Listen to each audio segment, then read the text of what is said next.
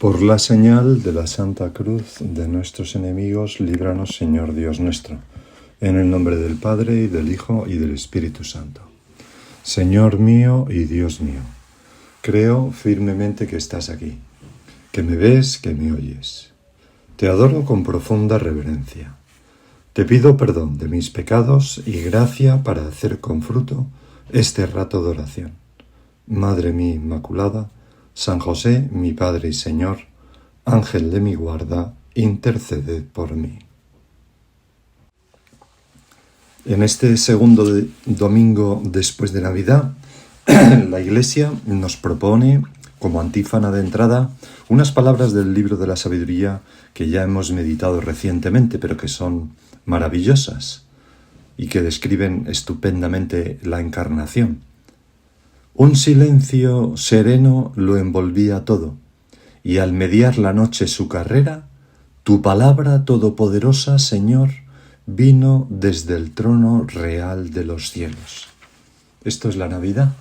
Y también, no solo a este mundo, sino a nuestra alma, viene Dios si hay silencio, recogimiento, espíritu de contemplación, espíritu de oración. Quizás muchos de nosotros tenemos la costumbre de procurar vivir como un tiempo de especial oración las noches. Es lo que dice precisamente el Salmo de hoy también. He reforzado los cerrojos de tus puertas y he bendecido a tus hijos dentro de ti. En ese recogimiento de la noche podemos tantas veces tener unos momentos de oración estupenda, esa oración durante la noche. Viene la palabra a nuestra alma, acampa entre nosotros, nos defiende de nuestros enemigos y nos alimenta en nuestro interior. Todo eso hace tu palabra, Señor. Por eso, en la segunda lectura, San Pablo dice a los Efesios: no ceso de dar gracias por vosotros, a fin de que el Dios de nuestro Señor Jesucristo, el Padre de la Gloria, os dé espíritu de sabiduría y revelación para conocerlo. Ilumine los ojos de vuestro corazón. Qué bonito, Señor, pedir esto para todos nosotros, que el espíritu de sabiduría y de revelación nos ayude a conocerte a ti, Señor, y que ilumine los ojos de nuestros corazones para amarte. El espíritu de contemplación es precisamente la verdadera sabiduría, que nos ayuda a penetrar los misterios de Dios. Ese es el caso del apóstol San Juan, el teólogo, que meditó mucho antes de escribir su evangelio. Por eso se le representa como un águila, porque en el prólogo a su evangelio, se remonta como un águila para contemplar la obra de Dios y los misterios de Dios y concretamente la encarnación. Hoy, en este segundo domingo de Navidad, de nuevo la liturgia nos pone para nuestra meditación, como ya hicimos hace unos días, este prólogo de San Juan, que dice así: en el principio ya existía la palabra, y la palabra estaba junto a Dios, y la palabra era Dios.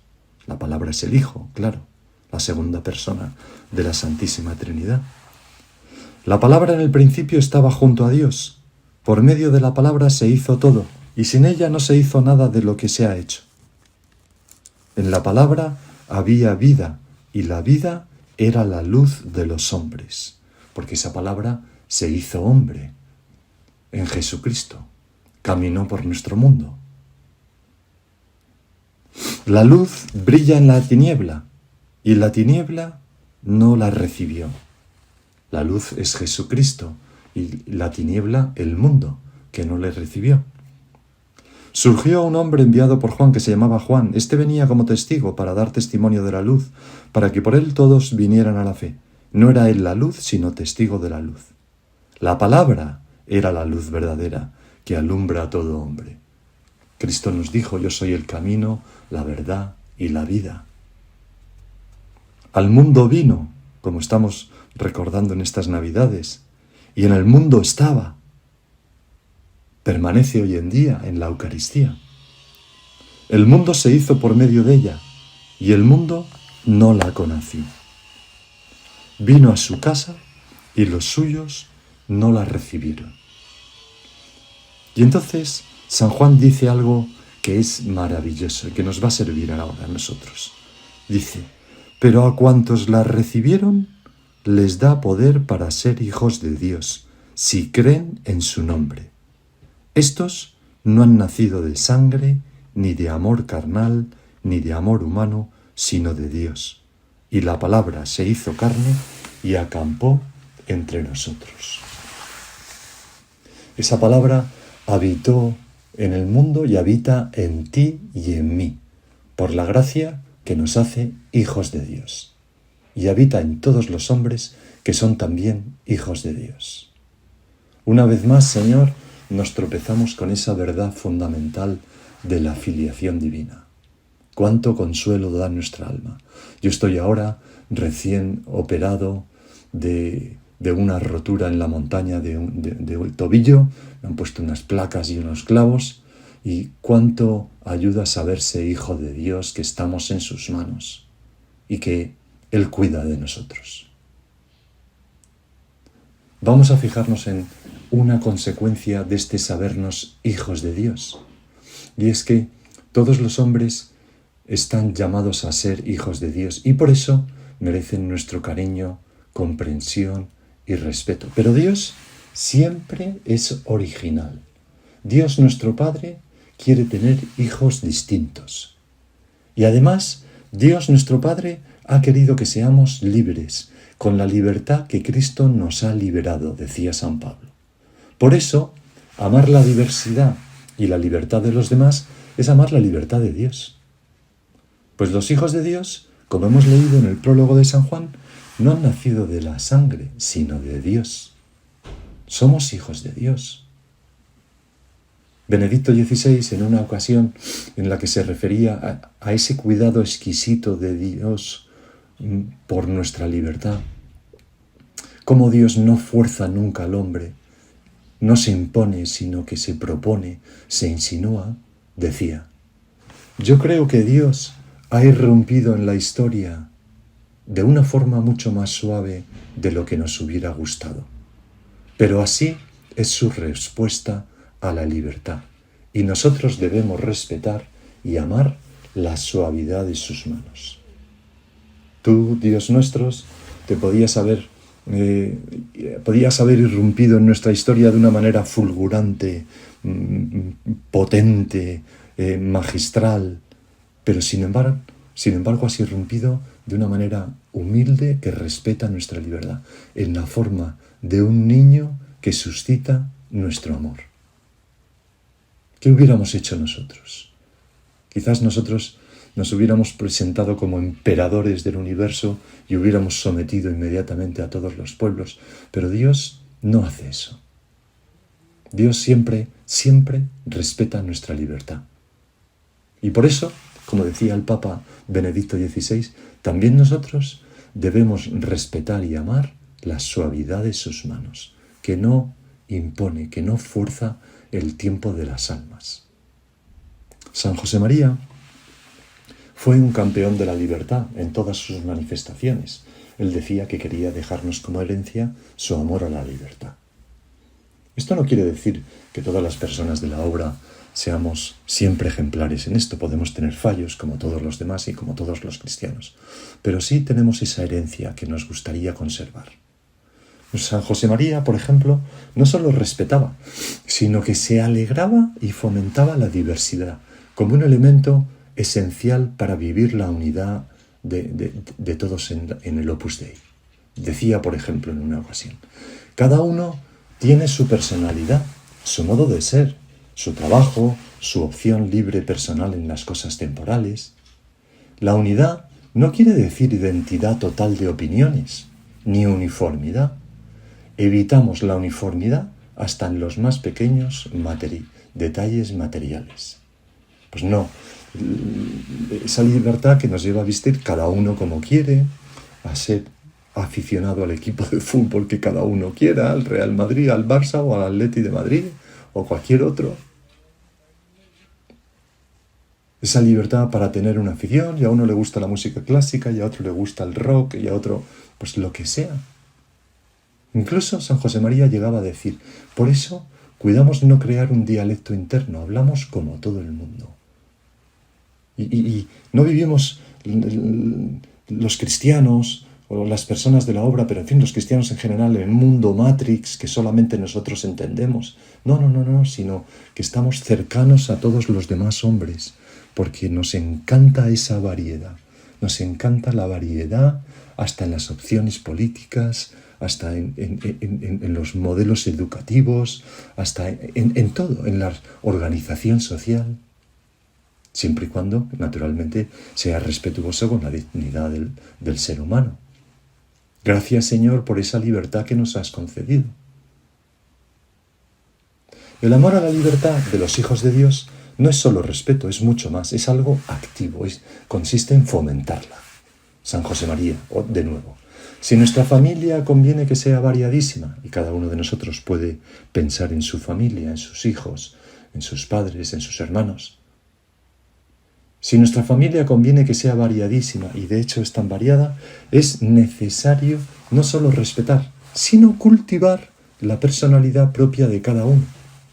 Habréis de estar vigilantes para que nunca pueda crearse un ambiente que pueda retraer a alguno de exponer con tranquilidad, libremente, su modo de pensar en cuestiones opinables, por temor a que su parecer pueda interpretarse como mal espíritu. Claro, si una persona se manifiesta pues de un modo sensible y los demás le critican, o si una persona se manifiesta de una manera seca y los demás le critican, o si una persona habla de arte y los demás se le echan encima, o si una persona, pues no somos libres, no se respeta nuestra libertad.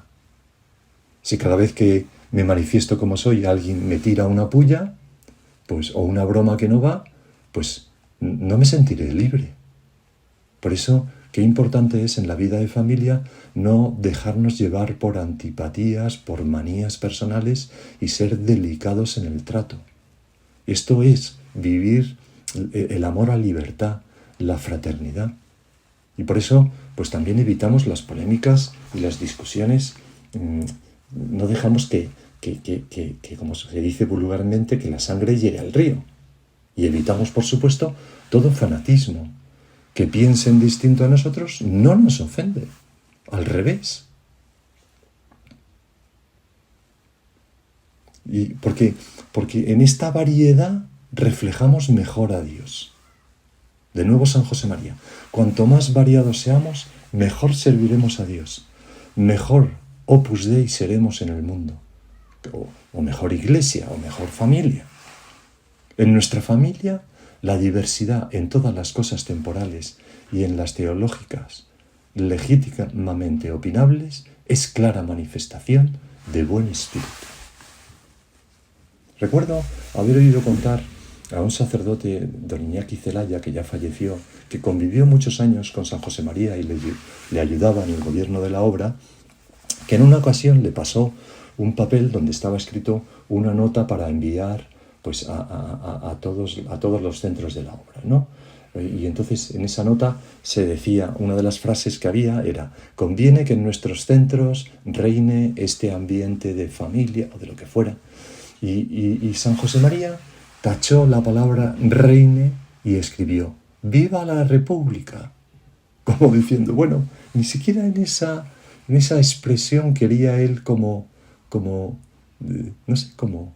orientar a sus hijos, ¿no? El orden no es la primera virtud, sino la caridad. Y la caridad lleva a respetar la diversidad, porque amamos la libertad de los demás. No cerramos la puerta a nadie. Esa libertad que Cristo nos ha ganado también se funciona hacia adentro, en nuestra propia vida interior, la libertad interior.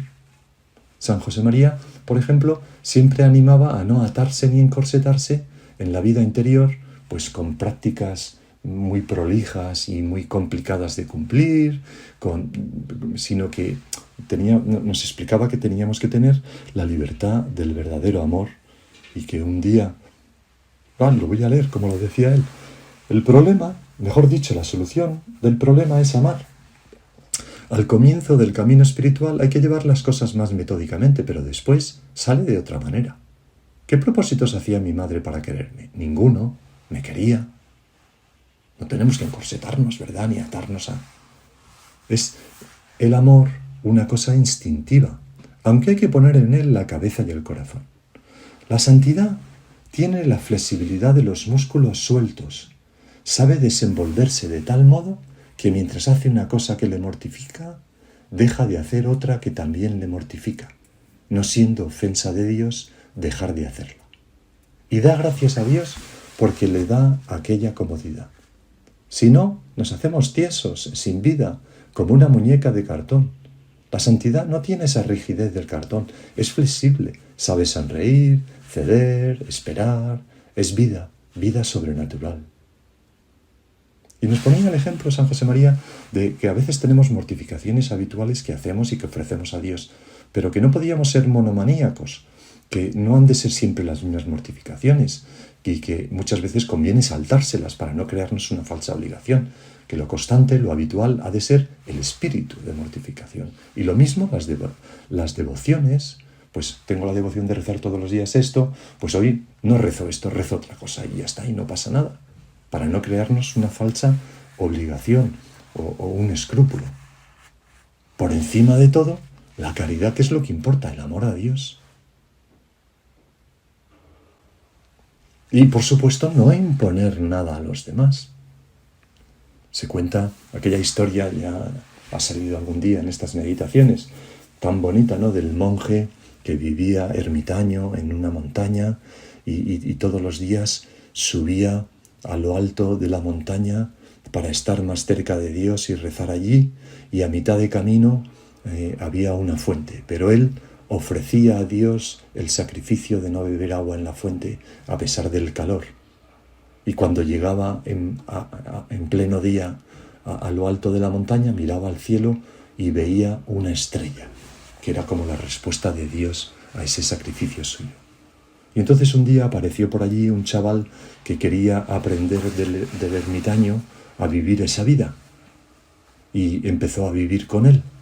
Y entonces el primer día que subieron, la ascensión dura bajo el sol abrasador, el chaval iba sudando como un pollo y en silencio los dos, agotado, no estaba tan acostumbrado ya como el ermitaño, y cuando a mitad de camino contempló la fuente, miró al ermitaño con ojos de por favor, bebamos un poco.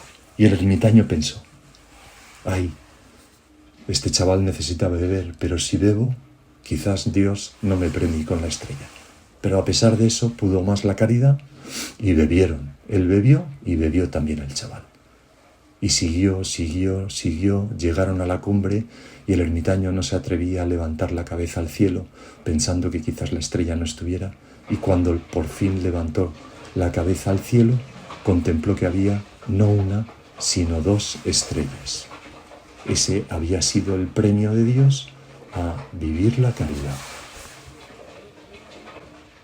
Qué bonito esto, Señor, este espíritu, que no nos ate nada salvo tu amor, que tengamos libertad hasta en el propio modo de vivir nuestra vocación. San José María, por ejemplo, decía, en el Opus Dei y en la Iglesia, en cualquier vocación tiene que ser así, no ponemos a las almas en un molde y luego apretamos. No queremos encorsetar a nadie. Hay un común denominador, queréis llegar y basta. Pero luego, cada uno vive la vocación como quiere, con amor.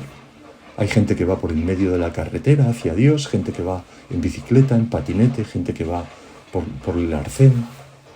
Cuando al cardenal Ratzinger le preguntaron cuántos caminos hay para llegar a Dios, su respuesta muy ilustrativa fue, tantos como hombres.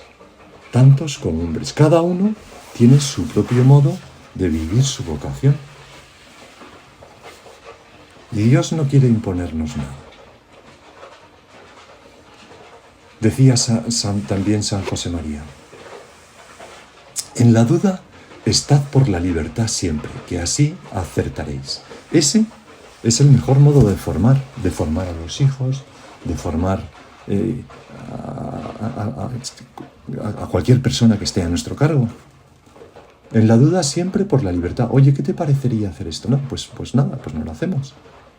No imponer, no obligar. Y especialmente San José María aplicaba esto al propio descubrimiento de la personal vocación, ¿no? Hay una anécdota muy bonita que refleja mucho este espíritu de San José María y cómo siempre, estando por la libertad, acertamos y siempre es mejor. Los Cremades eran una familia numerosa de Zaragoza.